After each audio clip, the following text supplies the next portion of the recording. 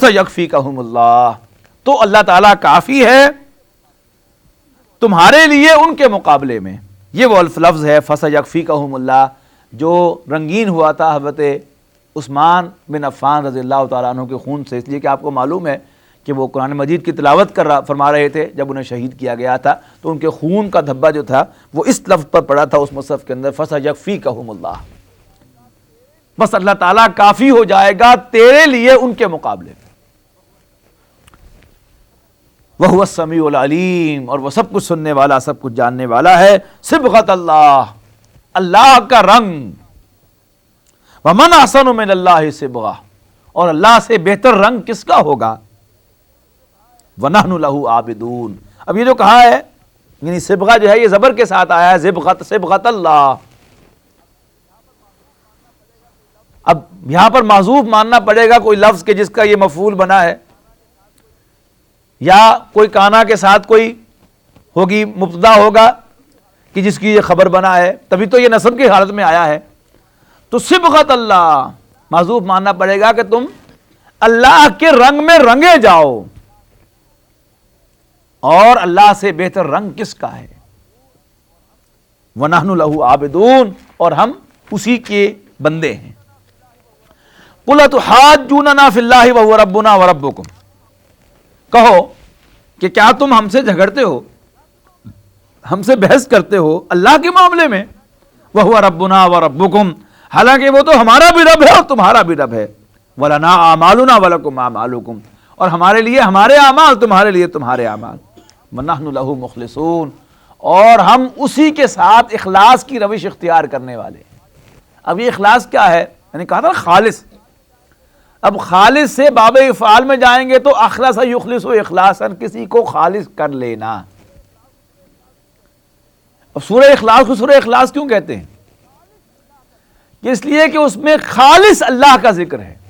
قل هو اللہ احد اللہ الصمد لم یلد ولم یولد ولم یکن لہ کفوا احد.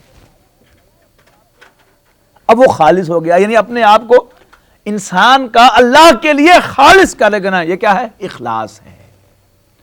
لیکن افسوس کی بات کیا ہے کہ سورہ اخلاص اللہ کے لیے اور ہم مخلص غیروں کے لیے. نہیں، خط لکھتے ہیں دوست کو آپ کا مخلص، کس خوشی میں؟ جب سورہ اخلاص اللہ کے لیے ہے تو انسان اللہ کے سوا کسی اور کے لیے مخلص کیسے ہو سکتا ہے؟ نہیں ہو سکتا. تو خالص جو ہے انسان کا صرف اللہ کے لیے ہونا بنتا ہے، صرف اسی کا وہ بندہ ہے، کسی اور کا بندہ نہیں ہے.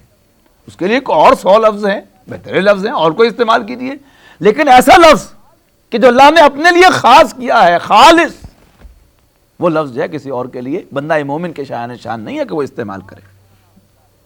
تو قل وتحاجوننا فی اللہ وهو ربنا وربکم لنا اعمالنا ولکم اعمالکم وَنَحْنُ لَهُ مُخْلِصُونَ، اور ہم تو اسی کے لیے خالص کرنے والے ہیں اپنی عبادت کو. ام تقولون، کیا تم یہ کہتے ہو ان ابراہیم و اسماعیل و اسحاق و یعقوب والاسباط کانوا ھودا و نصارا، کیا تم یہ کہتے ہو کہ ابراہیم اور اسماعیل اور اسحاق اور یعقوب اور ان کی اولاد یہ یہودی یا نصرانی تھے؟ قل انتم عالم ام اللہ، کہو کہ کیا تم زیادہ بہتر جانتے ہو یا اللہ بہتر جانتا ہے. ومن اظلم ممن کتم شہادۃ عندہ من اللہ، اور اس سے بڑھ کر ظالم کون ہوگا کہ جو اپنے پاس اللہ کی جانب سے گواہی کو چھپائے. وما اللہ بغافل عما تعملون، اور جو کچھ بھی تم کرتے ہو اللہ تعالیٰ اس سے غافل نہیں. تلک امۃ قد خلت، اب پھر وہی آیت جو ہے بالکل جوں کی تو ریپیٹ ہو رہی ہے. وہ ایک گروہ تھا جو گزر گیا، لہا ما کسبت، ان کے لیے ہے جو انہوں نے کمایا، وَلَكُمْ مَا كَسَبْتُمْ، اور تمہارے لیے ہوگا جو تم کماؤ گے. وَلَا تُسْأَلُونَ عَمَّا كَانُوا يَعْمَلُونَ، اور تم سے نہیں پوچھا جائے گا کہ وہ کیا کیا کرتے تھے. سَيَقُولُ السُّفَهَاءُ مِنَ النَّاسِ مَا وَلَّاهُمْ عَنْ قِبْلَتِهِمُ الَّتِي كَانُوا عَلَيْهَا، کہیں